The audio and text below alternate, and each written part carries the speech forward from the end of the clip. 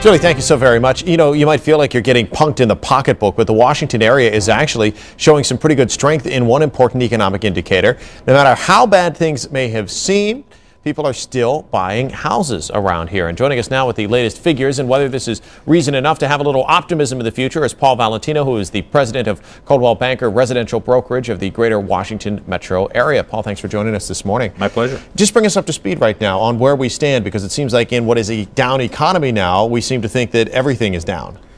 Not so much in real estate. We've seen a trend now, Steve, where about for the last 6 months, since about April, increasing units month over month comparison.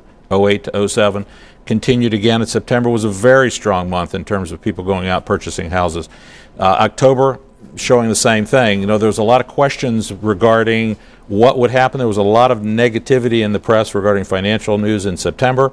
Finished strong. October, even more dire news coming out of the financial markets.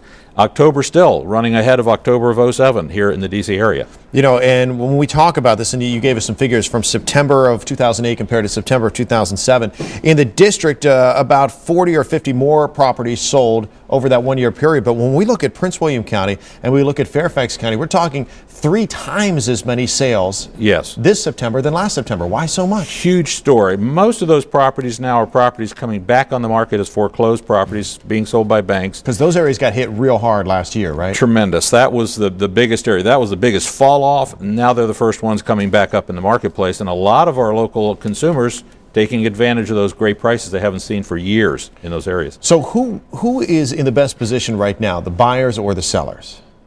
That depends on your local market. Okay. Again, real estate is very local. If you're trying to sell your home in an area where there are maybe as many as 75% of the listings for sale in foreclosure, that's going to be tough if you're what I will call a normal seller, just wanting to sell your house and moving out of the area to another home. Would that be more what we're talking, Prince William County, Fairfax County? That's Prince William County. As you get closer in, Arlington, McLean, D.C., Bethesda, you don't have the number of foreclosed properties on there. You have a few, but not enough to impact the market.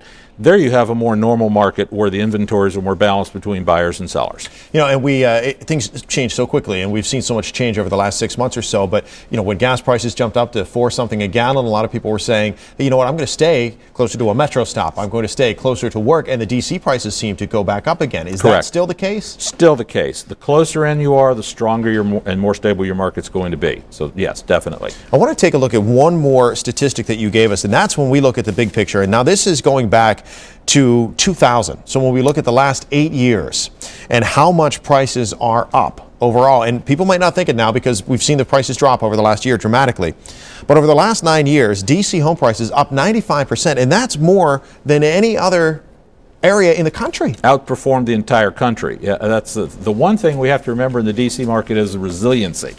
We have a fabulous economy here in the D.C. market, and I can point to a number of reasons why I think we'll continue to do well in terms of real estate.